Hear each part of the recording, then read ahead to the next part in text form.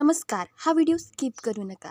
आपल्या आयुष्यात नातेवाईक हा शब्द खूप भावनिक असतो.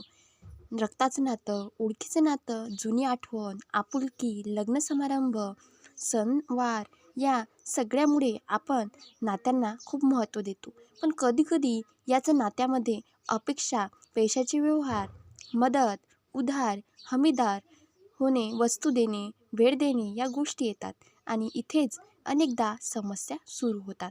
मदत करणे चुकीचं नाही, पण विचार न करता, परिस्थिती न समजता भावनेच्या भरात निर्णय घेणे मात्र धोकादायक ठरू शकते. म्हणूनच नातेवाईकांना काही देण्यापूर्वी पैसे असो, हमी असो, वेळ असो किंवा तुमची मानसिक ऊर्जा असो, स्वतःला हे 10 प्रश्न जरूर विचारा. हे प्रश्न तुमचं नातं तोडण्यासाठी नाही, तर नातं टिकवण्यासाठी आहे. हा व्हिडिओ शेवटपर्यंत पहा, कारण की यामधला 10वा प्रश्न सगळ्यात महत्त्वाचा ठरणार आहे. मी मदत पहिला प्रश्न, मी मदत करतोय प्रेमातून की दबावातून? हा सर्वात पहिला आणि महत्त्वाचा प्रश्न आहे. तुम्ही मदत करत आहात कारण तुम्हाला खरंच मदत करायची आहे, की तुम्हाला नाही म्हणायला भीती वाटते? कधीकधी आपल्याला असं वाटतं, लोक काय म्हणतील, नातेवाईक आहेत, नाही कसं म्हणू, उद्या आपल्याला गरज पडली तर? या भीतीतून आपण निर्णय घेतो. पण भीतीतून घेतलेला निर्णय पुढे जाऊन मनात राग, खंत आणि ताण निर्माण करतो. जर मदत प्रेमातून असेल, मनापासून असेल, तर ती आनंद देतो. पण जर मदत दबावातून असेल, तर ती ओझं बनते. म्हणून आधी स्वतःला प्रामाणिकपणे विचारा, माझ्या मनाला खरंच हे योग्य वाटतं का? प्रश्न दुसरा, मी मदत माझ्या कुटुंबावर परिणाम करणार आहे का? तुम्ही कोणालाही मदत करण्यापूर्वी तुमच्या घराकडे पहा. तुमची जबाबदारी कोणाकडे आहे? तुमचे आई-वडील, जोडीदार, मुलं, त्यांची गरज आधी पूर्ण आहे का?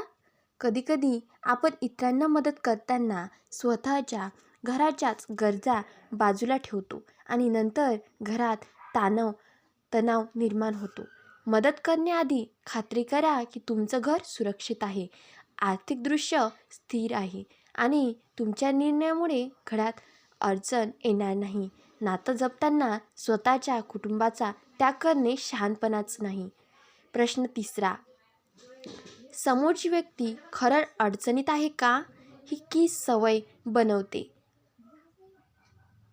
काही लोकांना मदत केली की ते त्याला सवय बनवतात. प्रत्येक वेळी छोटी मोठी कारणं सांगून ते पुन्हा मदत मागतात.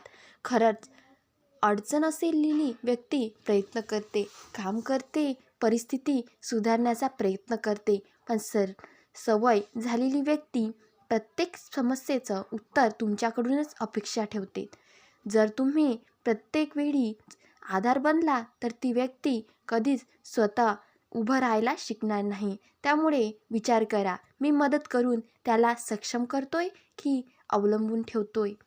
प्रश्न चौथा, मदतीची मर्यादा काय आहे? तुम्ही कितीपर्यंत मदत करू शकता? एकदा, दोनदा, ठराविक रक्कम, ठराविक वेळ. मर्यादा नसलेली मदत म्हणजे स्वतःला थांबवण्याची सुरुवात. नातं टिकवायचं असेल तर स्पष्ट मर्यादा असणं गरजेचं आहे. उदाहरण, तुम्ही ठरवू शकता की मी इतकी रक्कम देऊ शकतो, पण त्यापेक्षा जास्त नाही. किंवा मी सल्ला देऊ शकतो, पण हमीदार देऊ शकत नाही. मर्यादा ठरवणं म्हणजे नातं तोडणं नाही, ते नातं सुरक्षित ठेवणं आहे. प्रश्न पाचवा, लिखित व्यवहाराची गरज आहे का? पैशाच्या व्यवहारात असेल तर स्पष्टता अत्यंत महत्त्वाची आहे. आपलेच लोक आहेत म्हणून सर्व काही तोंडी ठेवणं अनेकदा गैरसमज निर्माण करतो. जर रक्कम मोठी असेल तर स्पष्टपणे अटी लिहून ठेवा. परत करण्याची तारीख, पद्धत, जबाबदारी सगळं स्पष्ट असावं. ही अविश्वास चिन्ह नाही, ती दोघांचं संरक्षण आहे. स्पष्ट व्यवहारामुळे पुढे जाऊन नातं बिघडण्याची शक्यता कमी होते. प्रश्न सहावा, जर पैसे परत आले नाही तर? हा प्रश्न खूप महत्त्वाचा आहे. स्वतःला प्रामाणिकपणे विचारा, जर ही रक्कम परत आली नाही तर मी मानसिकदृष्ट्या तयार आहे का?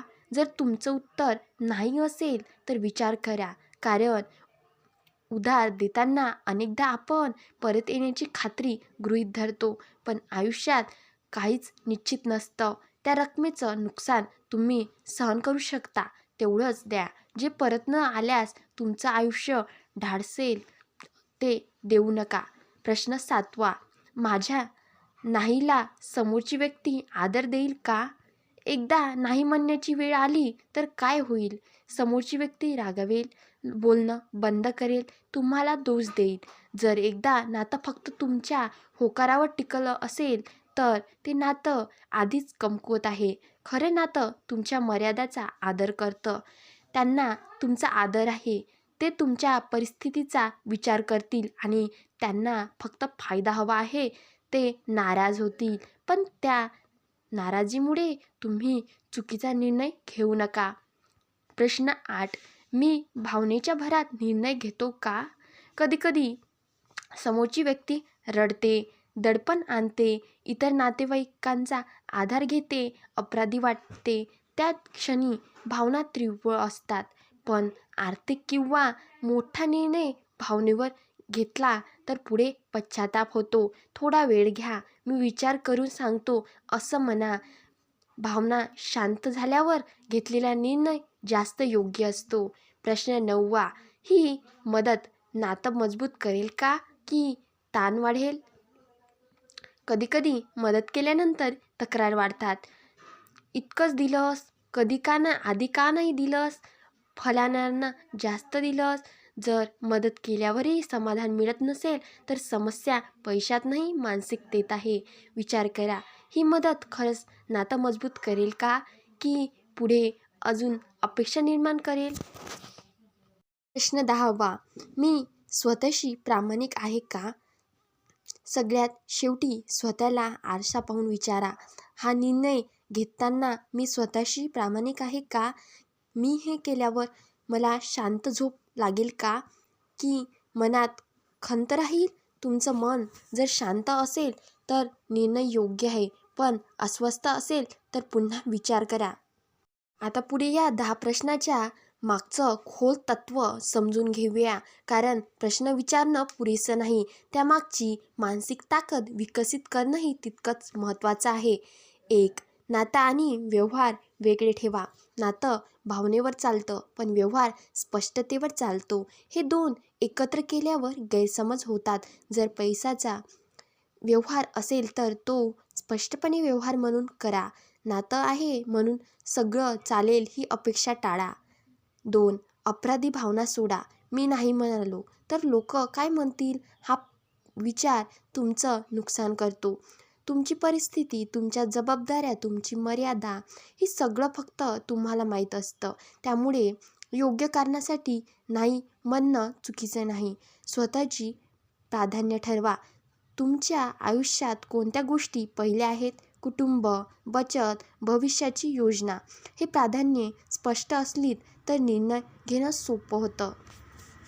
4. स्पष्ट संवाद शिका. गैरसमज टाळण्यासाठी संवाद महत्त्वाचा आहे. मी सध्या एवढंच करू शकतो असं शांतपणे सांगा. स्पष्ट बोलणं म्हणजे उद्धटपणा नाही, ते प्रामाणिकपणाचं चिन्ह आहे. आर्थिक शिस्त पाळा.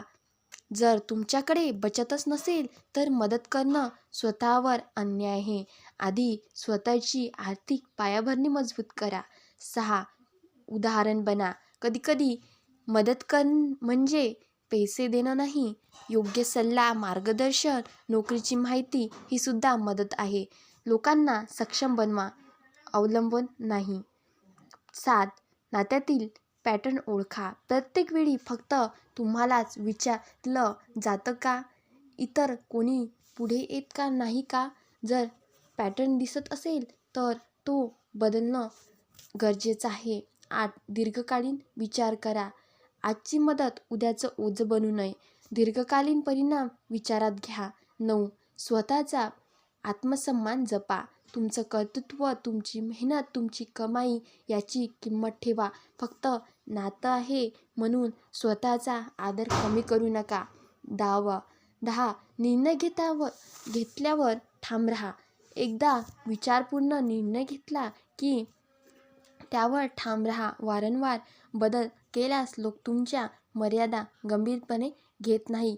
नातेवाईकांना देण्यापूर्वी हे 10 प्रश्न विचारले तर तुम्ही फक्त पैसा किंवा वस्तू वाचवत नाही, तुम्ही नातं, आत्मसन्मान आणि मानसिक शांतता वाचवता. जर हा व्हिडिओ तुम्हाला आवडला असेल किंवा तुमच्या मनाला भिडला असेल तर लाईक करा आणि अशाच व्हिडिओसाठी या चॅनलला सबस्क्राईब करून ठेवा. धन्यवाद.